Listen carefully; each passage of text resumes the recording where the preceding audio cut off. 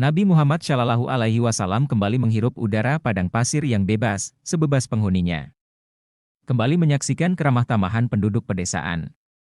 Menyimak keluasan bahasa yang mereka ucapkan dalam setiap pembicaraan. Menonton gaya hidup mereka yang begitu gigih mengatasi kegersangan serta menjaga suku dari kemungkinan terjadinya serangan. Dan dari perkampungan Bani Sade inilah beliau mulai belajar menggembalakan kambing yang membutuhkan kesabaran. Usianya kini telah memasuki 5 tahun dan tubuhnya nampak lebih kekar dari anak-anak sebayanya. Kedua mata beliau nampak selalu memakai celak meskipun sebenarnya tak pernah memakainya.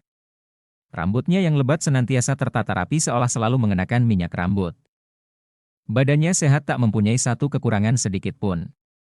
Semua itu sangat mengesankan Halimah sekeluarga, lebih-lebih bila mengingat betapa anak yatim itu telah mendatangkan keberkahan tersendiri bagi seisi keluarga. Mereka sangat menyayangi putra kaum Quraisy ini. Di siang itu seperti biasanya Nabi Muhammad Shallallahu Alaihi Wasallam pergi bersama saudara angkatnya untuk menggembalakan kambing tak jauh dari rumah.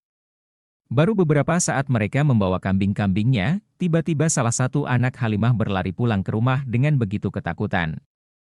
Dengan nafas tersengal-sengal dan wajah menyiratkan rasa takut, ia berkata kepada kedua orang tuanya, "Muhammad telah dibunuh." Anak itu berkata panik, Halimah dan Abu Kabsyah. Suaminya terperanjat. Seketika itu pula mereka berdua lari menuju ke tempat Nabi Muhammad berada, kedua orang tua angkat Nabi Muhammad Shallallahu Alaihi Wasallam. Tak bisa membayangkan jika apa yang selama ini menjadi kepercayaan masyarakat Arab menimpa anak angkatnya. Sejak berabad-abad yang lalu masyarakat Arab percaya bahwa di gurun-gurun pasir selalu ada jin-jin yang menguasainya. Jin-jin ini terkenal payah dan suka menyesatkan musafir. Bahkan lebih parah lagi, konon mereka suka merasuki seseorang.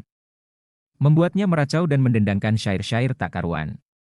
Mungkinkah jin-jin itu kini tidak hanya mengganggu musafir tapi mereka juga mulai membunuh manusia? Ketika saudara angkatnya lari ke rumah untuk melaporkan yang dilihatnya, dua orang laki-laki mengenakan pakaian serba putih menelantangkan Nabi Muhammad di atas batu. Mereka adalah Jibril dan Mikail, bukan jin-jin payah padang pasir itu. Dengan begitu terampilnya kedua malaikat tadi membelah dada Nabi Muhammad Shallallahu Alaihi Wasallam dan mengambil segumpal darah hati Nabi, lantas dibasuh dengan air zam-zam yang telah mereka persiapkan dalam sebuah bejana emas. Dalam waktu sekejap semua telah selesai dilakukan dengan rapi sehingga ketika Halimah dan suaminya menemukan Nabi Muhammad Shallallahu Alaihi Wasallam, keadaan telah kembali hening. Anak itu telah berdiri mematung dengan wajah pias bagai orang hendak pingsan. Halimah dan suaminya buru-buru mendekap Nabi Muhammad Shallallahu Alaihi Wasallam. "Anakku, apa yang telah terjadi padamu?" tanya suami Halimah. "Dua orang laki-laki berpakaian serba putih telah mendatangiku.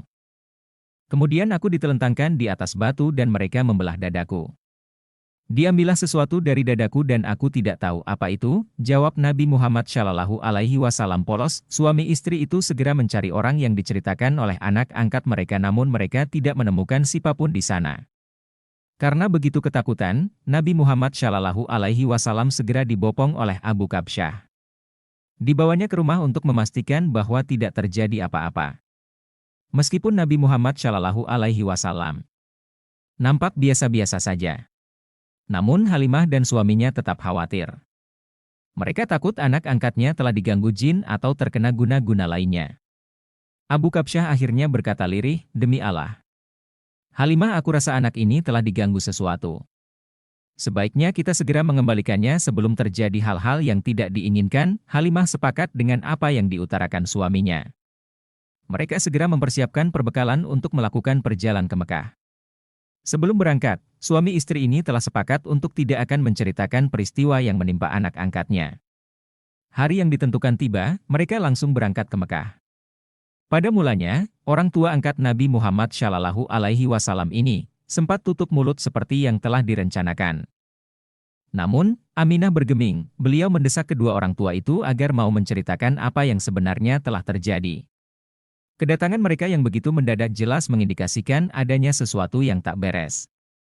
Akhirnya Halimah dan suaminya menceritakan semua yang hendak mereka rahasiakan. Ibunda Aminah mendengar penuturan mereka dengan penuh perhatian, namun beliau sedikit pun tidak mengkhawatirkan keadaan putranya. Setelah kedua orang itu selesai bercerita, Ibunda Nabi berkata, "Jadi kalian berdua mengkhawatirkan putraku, demi Allah, jangan." Sesungguhnya putraku ini telah mengalami suatu kejadian yang belum pernah aku ceritakan pada kalian. Pertama, ketika mengandungnya, aku tidak merasakan kalau sedang bamil. Kemudian aku melihat ada secercah cahaya menyamai bintang keluar dari tubuhku yang menerangi saat aku melahirkan. Dan ketika aku melahirkannya, posisinya tidak menyamai dengan bayi-bayi yang lain, dia meletakkan tangannya di tanah serta menengadahkan kepalanya ke langit. Maka bawalah ia kembali bersama kalian, meskipun Halimah telah tenang, ia tetap tidak mau membawa lagi Nabi Muhammad Shallallahu Alaihi Wasallam. Suami istri Bani Sade itu tidak berani menanggung resiko jika nanti terjadi hal-hal yang lebih mengerikan dan membahayakan Nabi Muhammad Shallallahu Alaihi Wasallam.